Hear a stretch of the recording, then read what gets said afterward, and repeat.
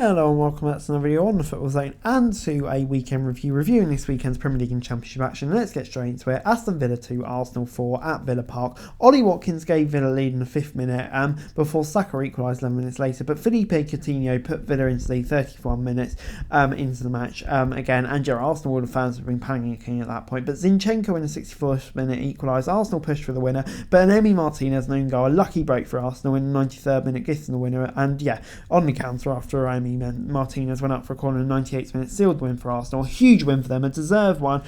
They pushed and finally there Cash came on, and it's a big win for them because they have been going through a bit of a stumble, but a last minute win. I really feel like that could boost them momentum. Villa did well here in large patch, just a bit of a shame, fell apart in injury time, but for Arsenal a huge win. Moving on then to Molineux, where it finished, Wolves 0, Bournemouth 1, what a great result this was for Bournemouth. The only goal of the game coming after 49 minutes, it was Tavernier who scored it. Wolves pushed for the equaliser, but in the end couldn't find one, and Bournemouth defended resolutely, defended well, and picked up a huge win, and it's a win that takes them out of the relegation zone, which obviously is a big thing for them. But Wolves, really disappointing result, because it kind of brings them back into the relegation fold when they thought they were pushing out of it after the win against Southampton last week. So really poor from them. But moving on then to Nottingham Forest 1, Manchester City 1 at the City ground. What a great result this was for Man City. You thought it was all over in the 41st minute when Bernardo Silva put Man City ahead, but Chris Wood in the 84th minute equalised for Nottingham Forest, and Man City pushed and really should have had the game outside, but in the end they didn't. They weren't clinical enough. Forest took their chance, and what a great point this was for Forest. But Man City, it's just not like the title race that they are, where they're so consistent. There still are mistakes in there, and when they thought they shut the door on Arsenal, they've opened it up again. Moving on then to a huge result for Everton at Goodison Park, as they beat fellow relegation rivals Leeds 1-0. The only goal of the game coming in the 64th minute from Seamus Coleman. Big goal from a big player for Everton over the years. It's a good result that Everton fully deserved. They were dominant here. 16th place now. I really can't see them being in much relegation trouble. Dyche, I can see them steering away from it. But Leeds, they're in big trouble. They need a permanent manager ASAP. Moving on into a shock result at Stamford Bridge. Chelsea 0 and managerless bottom club at Southampton 1. The only goal of the game coming from, guess who? James Ward-Prowse in first half stoppage time. Of course it was from a free kick. They held on. Chelsea had their chances, but Southampton defended well, rode their luck, got 3 points. What a huge 3 points that is for them. And when you thought maybe they were going to get cut adrift, they haven't. They stayed in touch. But for Chelsea, serious questions need to start being asked of Graham Potter now, unfortunately. But moving on into Brighton 0, Fulham 1 at the Amex. The only goal of the game coming late on in the 88th minute through Solomon. What a great result this was for Fulham. It was a result that I don't think they probably deserve. Really, Brighton kind of dominated the game, dominated possession, dominated the shots, dominated the XG, all of that sort of stuff. But in the end, they weren't clinical enough. Fulham took their chance late on, and great result for Fulham. Their dream season continues. They're currently sat in 6th, 3 points ahead of Brighton, but Brighton do have 2 games in hand. But moving on then to Brentford, and they equalised late on to draw against Crystal Palace. A lovely assist from Elise in the 69th minute gave Eze a chance, and he scored to give Palace the lead. But in the 96th minutes, it was Jan out for Brentford who equalised. Again, I would say a draw was a fair result. Palace will be gutted not to hold on. I think it's twice now Brentford have done this to Palace, equalised in the last minute. So Palace will be getting fed up with them. But I do think a draw was a fair result here.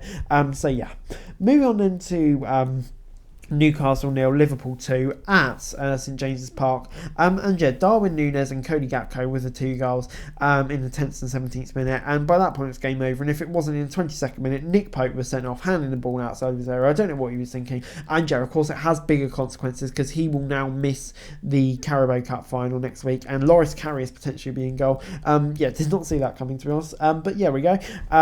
Big blow for Newcastle and their top 4 hopes, but Liverpool just slowly getting back into it now and starting to improve big time. But moving on into Super Sunday in the Premier League, and it was another Super Sunday for Marcus Rashford. 3-0 to Manchester United. He scored 2. Jadon Sancho with the other goal. Manchester United dominant performance. Leicester did have a few chances early on. David De Gea played well, but United 5 points off Arsenal, showing more consistency than any other 2 teams at the moment. They are seriously in this title race, seriously impressive. But Leicester, once the first goal went in, you kind of almost felt like it was game over. 4 points above the relegation zone. They're still firmly in that. Moving on into another team that's firmly in the relegation zone, West Ham in 18th place now, still in the relegation zone, still can't get out of it despite the quality of that squad. They lost 2-0 to Tottenham. Big win for Tottenham in their top four hopes. Emerson Royal and Son with the goals. Son seems to be playing well coming off the bench at the moment.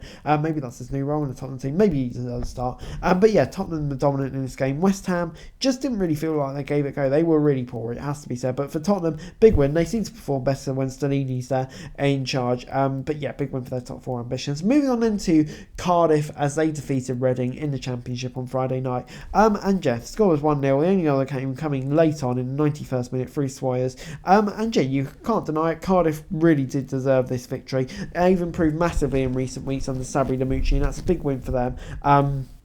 And you kind of feel like they are pulling away slightly from the relegation picture, which is obviously great news for them. Still 4 points. Huddersfield, Blackburn, and we're going to have a game in hand. But yeah, still big win for them. Reading were poor here. And they need to avoid getting sucked into it. Moving on into Saturday, and a big result in the race for the automatic promotion places. As Sheffield United were defeated once more, this time by Millwall. Tom Bradshaw gave them the lead in the 6th minute before Doyle in the 39th minute equalised, before Tom Bradshaw scored again, but McAtee equalised. But guess who? Tom Bradshaw in the 88th minute for Millwall, giving them the win. And yeah, I'd say a draw on reflection was probably a fair result. But for Millwall, took the chances. Tom Bradshaw was immense.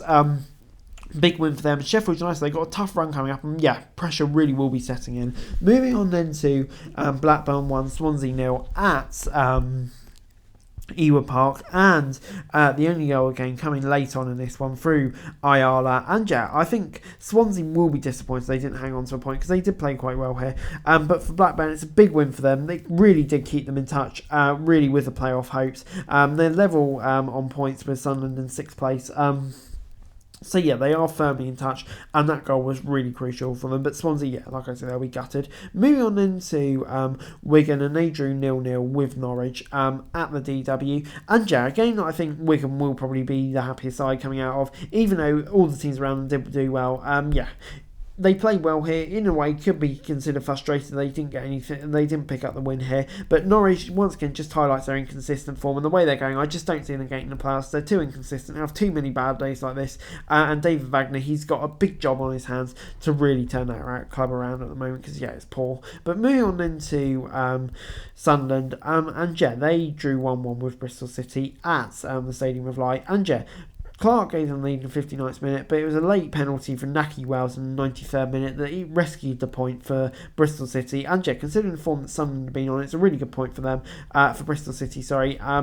And yeah, I think Sunderland will be frustrated they didn't see the game out. Really one that they should have done. But still firmly in the playoff mix. And I still think they'll be feeling confident about getting in the playoff places. But Bristol City, a great waypoint to continue their good form. Moving on into Rotherham, and they were defeated 2-0 by Coventry at the New York Stadium. Allen in the 46th minute, and Gokares, that man, in the 92nd minute. And yeah, it's a game that Rotherham really did push for the equaliser, but in the end it didn't come. Coventry, yeah, they got their shots on goal off and they got their reward. Rotherham, that was kind of their issue. Had plenty of shots, had their fair share of possession, but in the end, their shots just too many off target. Coventry made them pay. They're up to 11th now, but for Rotherham, their form is getting a bit concerning. Moving on into Borough 3, QPR 1 at the Riverside. Akpom in the 64th minute gave Barrow the lead before he missed a penalty but scored the rebound. Chair in the 89th minute pulled one back, but McCree in the 92nd minute made it 3-1 to Barrow. And Barrow, yeah, their impressive form continues. Really, really good. They are seriously piling the pressure on Sheffield United now. What a job Michael Carrick's done. But Neil Critchley, he's been sacked after this result. And yeah, it's just been a disaster for 2 months. I don't know what went wrong because I thought he'd be a really good appointment. But they're moving on then to a team that's doing significantly better than QPR, and that is of course Burnley, or two teams that are doing significantly better than QPR. Luton 0, Burnley 1. And yeah, Barnes scored in the 78th minute, and yeah, Lockyer got sent off for that incident as well. And yeah, I mean, another win for Burnley. Quite a close game, but in the end I would say they did deserve to pick up the win here.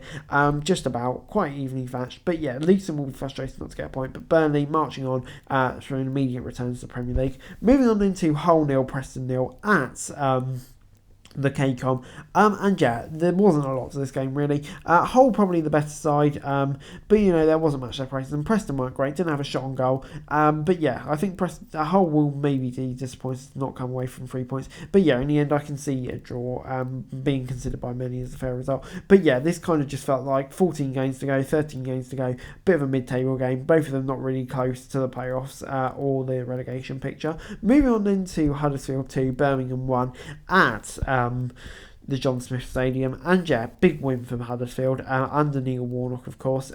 Troy Deeney gave Birmingham the lead in the 6th minute before Hungbo and Headley in the 25th and the 49th minute scoring for Birmingham, scoring for Huddersfield to be fair. And yeah, Huddersfield, it wasn't a dominant performance from them, but they got the job done. They were clinical, got the job done. Birmingham will be really frustrated as a result because they really felt like they could have got something from us. But moving on into another game down at the bottom that was of significance and importance. Blackpool 1, Stoke 0. The only other game coming in the 7th minute early on from Ian Poveda. And yeah, a big win for Blackpool. It's been taken a while to get going under Mick McCarthy, but it kind of feels like maybe they are. They weren't great here, I have to say.